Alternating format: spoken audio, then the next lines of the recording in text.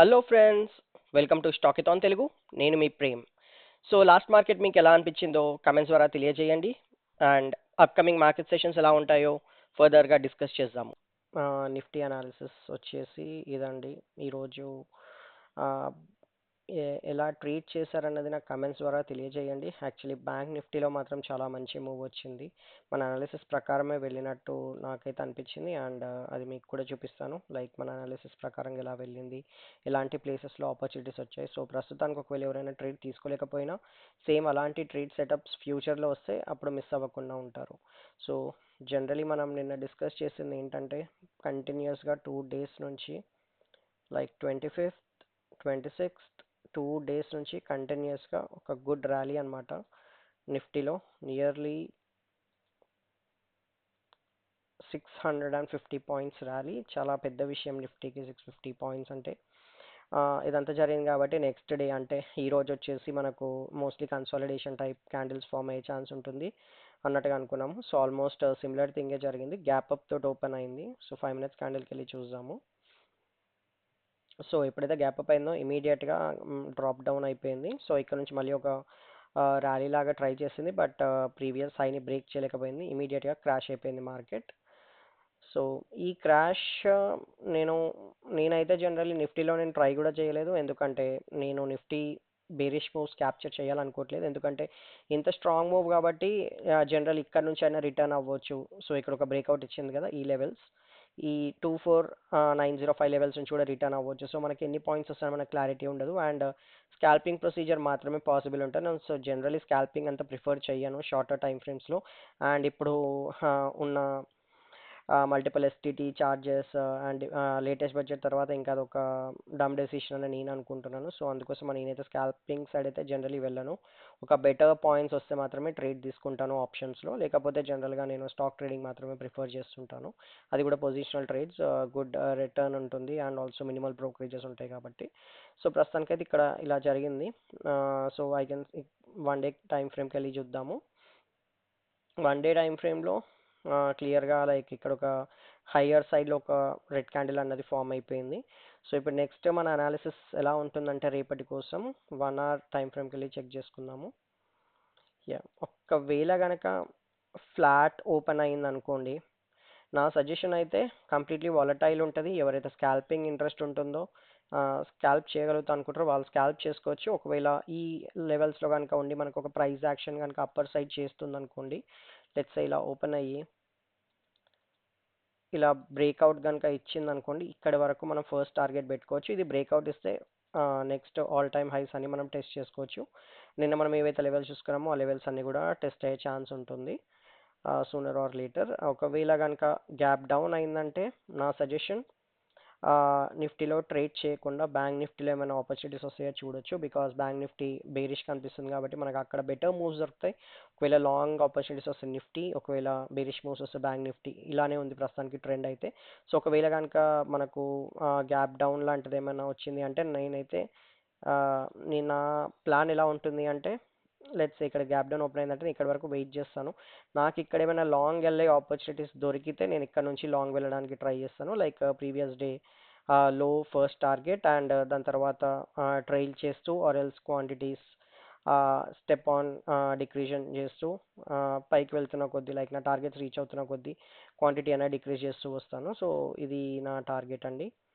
ఒకవేళ గనక ఈ రోజులాగా గ్యాప్ అప్ అయిందనుకోండి, లైక్ ఒక 100-200 పాయింట్స్ గ్యాప్ అప్ అయిందనుకోండి, వెంటనే ట్రేడ్ మాత్రం తీసుకోకండి. సో మనకు మళ్ళీ ప్రీవియస్ డే హై టెస్ట్ చేసి మనకి ఇక్కడ ప్రైస్ యాక్షన్ పట్టి మాత్రమే ట్రేడ్ తీసుకోవడం బెటర్ డెసిషన్. ఎందుకంటే జనరలీ ఆల్ టైమ్ హైస్లో ఎక్కడి నుంచి అయినా మనకు క్రాష్ అన్నది కనిపించే ఛాన్స్ ఉంటుంది.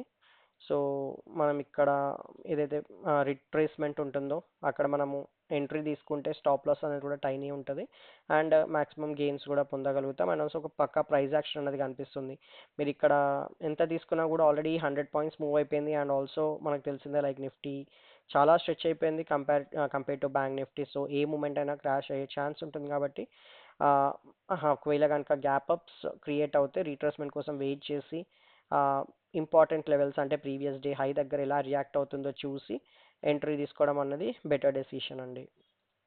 సో ఇది వచ్చేసి నిఫ్టీ అనాలిసిస్. సో మీకేమైనా డౌట్స్ ఆర్ క్వశ్చన్స్ ఉంటే కమెంట్స్ ద్వారా నన్ను అడగొచ్చు. So I do my best అండి మీ క్లారిటీ ప్రొవైడ్ చేయడానికి.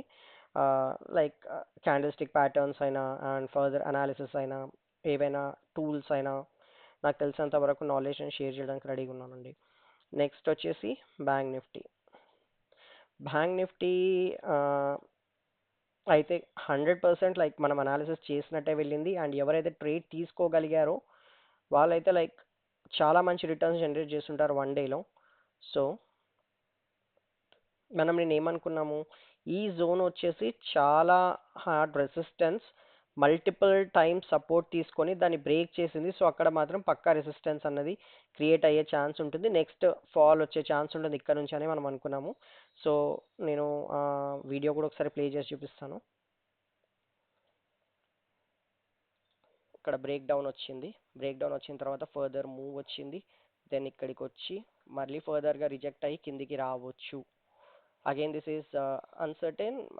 మనం 100% చెప్పలేం. This is just what I feel. అందుకే నేను బుల్లిష్ లాంటి ట్రేడ్స్ ఏమైనా ఉంటే నేను నిఫ్టీ సైడ్ మాత్రమే ఇంట్రెస్ట్ చూపిస్తాను ప్రస్తుతానికైతే.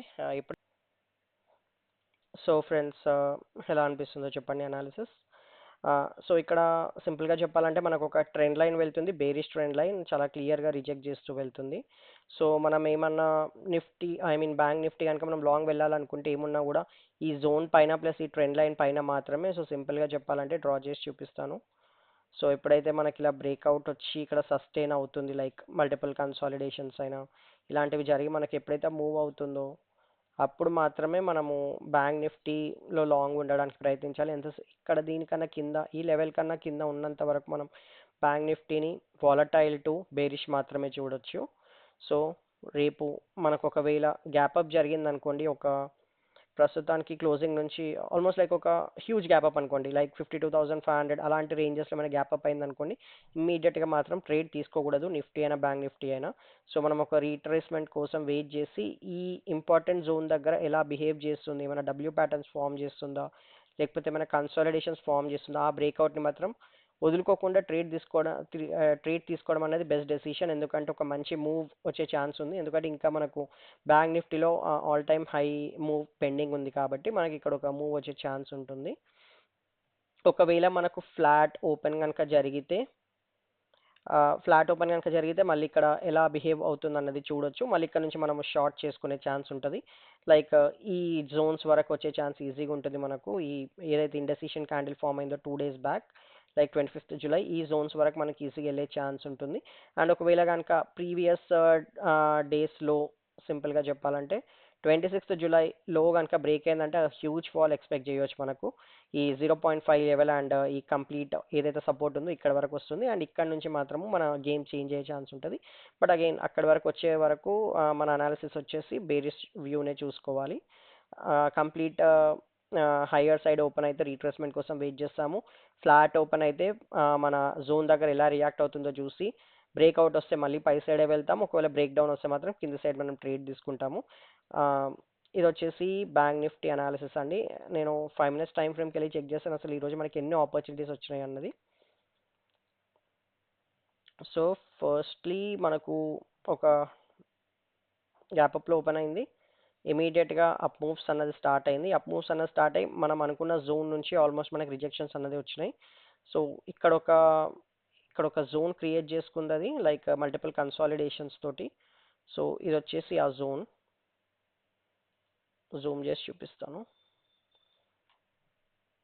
సో ఈ జోన్ క్రియేట్ చేసిన తర్వాత బ్రేక్అవుట్ ఇచ్చి మనకు జనరలీ ర్యాలీ ఎలా ఉంటుంది అంటే, మనము ప్రీవియస్ వీడియోస్లో కూడా మల్టిపుల్ టైమ్స్ డిస్కస్ చేసాము. ఎలా ఉంటుందంటే ఇప్పుడు మనకి ఇక్కడికి వచ్చిన తర్వాత ఇక్కడ ఒక రెడ్ క్యాండిల్ ఫామ్ అయింది. ఈ రెడ్ క్యాండిల్ తర్వాత మనకి స్వింగ్ ఫామ్ అవుతుందంటే ఈ ప్రీవియస్ స్వింగ్ని బ్రేక్ చేసుకొని వెళ్ళిపోవాలి. ఎప్పుడైతే బ్రేక్ చేయకుండా వెళ్తుందో మనకు ఫస్ట్ హింట్ వచ్చేసినట్టే అనమాట, లైక్ ఇక్కడ ఫాల్స్ బ్రేక్అవుట్ అనేది క్రియేట్ అయిందని. సో ఇమీడియట్గా ఎప్పుడైతే ఈ గ్రీన్ క్యాండిల్ కింద క్లోజ్ అయిందో అప్పుడు మనకు అర్థమైపోవాలి ఆ ట్రెండ్ అన్నది చేంజ్ అవుతుంది, లైక్ ఫేక్ బ్రేక్అవుట్ క్రియేట్ చేసింది. ఫేక్ బ్రేక్అవుట్ అంటే ఇట్స్ లైక్ ఒక బుల్స్ని మొత్తం ట్రాప్ చేసేసింది ఈ జోన్లో మనకి గ్రీన్ క్యాండిల్ కింద క్లోజ్ చేయగానే. సో ఇమీడియట్గా మనము ఈ యొక్క స్టాప్ లాస్ తోటి మనం ట్రేడ్ అన్నది తీసుకోవచ్చు షార్ట్ సైడ్.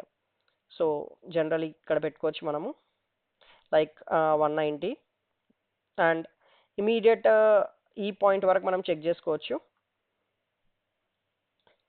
ఎందుకంటే ఇక్కడ మళ్ళీ ఒక కన్సాలిడేషన్ ఫామ్ అయింది కాబట్టి మనకి ఇలా చూసుకున్నప్పుడు లైక్ 1.5 పాయింట్స్ వచ్చినాయండి. బట్ ఎక్స్పెక్ట్ చేసిన దానికన్నా హ్యూజ్ ఫాల్ అనేది వచ్చింది, లైక్ ఈజీగా 1000 పాయింట్స్.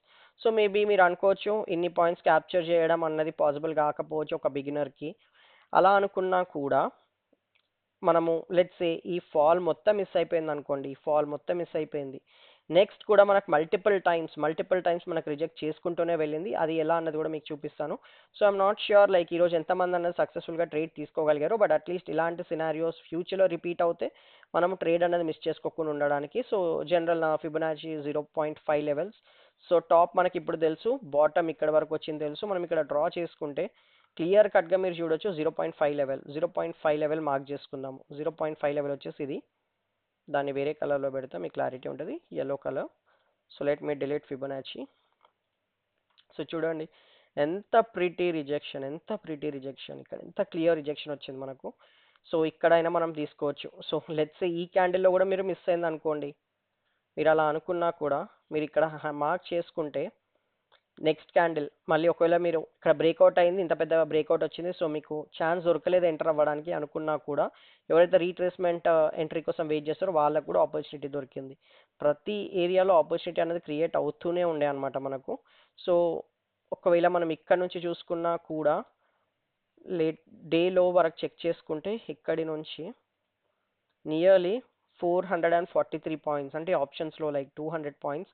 ఒక పాయింట్లో అయితే లైక్ ఆల్మోస్ట్ లైక్ 3 టైమ్స్ వెళ్ళిపోయింది option cost, like 52,200 PE. 220 rupees నుంచి 740 రూపీస్ వరకు కూడా వెళ్ళిపోయింది just with in span of 15 to 20 minutes. అలాంటి అమేజింగ్ మూవ్స్ అన్నది మనకు బ్యాంక్ నిఫ్టీలో వచ్చింది. ఇదంతా జస్ట్ మన అనాలిసిస్ వల్ల మాత్రమే పాసిబుల్ అవుతుంది. లైక్ ఒక సబ్జెక్ట్ అన్నది అర్థం చేసుకోవాలి, like stock market behaviour and all. అది ఒకసారి మనకు ఐడియా వచ్చిన తర్వాత ఇలాంటి మూవ్స్ ఎన్నో క్యాప్చర్ చేయగలుగుతాము. సో ప్రస్తుతానికి పోయినందుకు మనం బాధపడాల్సింది ఏమీ ఉండదు, ఎవరైతే మూవ్ని క్యాప్చర్ చేయలేకపోయారో. జస్ట్ ఇట్ ఈస్ ఫేస్ అన్నమాట, మనం ఫర్దర్గా నేర్చుకొని దాని తర్వాత ఇలాంటి moves almost like monthly 10 to 20 ఈజీగా క్యాచ్ చేయగలుగుతూనే ఉంటాము. ఇంత పెద్ద మూవ్స్ కాకపోయినా ఈజీగా మన సస్టైనబిలిటీ ఉండేలాగా మార్కెట్లో క్రియేట్ చేసుకోవచ్చు points and all. But regular practice అన్నది చాలా ఇంపార్టెంట్. ఇలాంటి అబ్జర్వేషన్స్ లైక్ ఎలాంటి ప్యాటర్న్స్ క్రియేట్ చేస్తుంది మార్కెట్, ఎక్కడెక్కడ జోన్స్ అన్నవి కనిపిస్తున్నాయి, ఎక్కడ నుంచి రిజెక్ట్ అవ్వచ్చు, ఎక్కడ నుంచి సపోర్ట్ రావచ్చు. సో ఇలాంటివన్నీ మనం ఫర్దర్గా అనాలిసిస్ చేస్తూనే ఉంటే మనకు తెలుస్తూనే ఉంటుంది. లైక్ మార్కెట్లో ప్రతి ఒక్కరూ నా వరకు ఎంత ఎక్స్పర్ట్ అయినా సరే న్యూబీ లాగానే ట్రీట్ చేస్తూ ఉండాలి. ఎందుకంటే ఎప్పటికప్పుడు మార్కెట్ దాని రూపాన్ని చేంజ్ చేసుకుంటూనే ఉంటుంది. సో మనము అది దాని తగ్గట్టు బిహేవ్ చేస్తూనే ఉండాలి, నేర్చుకుంటూనే ఉండాలి. That's it friends. మీకు వీడియో ఎలా అనిపిస్తుందో అండ్ ఈ సెషన్స్ అన్ని ఎలా అనిపిస్తున్నాయో కమెంట్స్ ద్వారా తెలియజేయండి. దయచేసి సబ్స్క్రైబ్ కూడా చేసుకోండి ఛానల్. నేను చాలా వ్యూస్ చూస్తున్నాను, లైక్ సబ్స్క్రైబర్స్ కాకుండా జస్ట్ వ్యూ చేస్తున్నారు. ఇంత హార్డ్ వర్క్ చేస్తున్నాను. So I really deserve a subscription అని నేను అనుకుంటున్నాను. So please subscribe to my channel. And ఫర్దర్గా కూడా నేను మీకు maximum to maximum knowledge share చేయడానికి రెడీగా ఉన్నానండి. Thank you.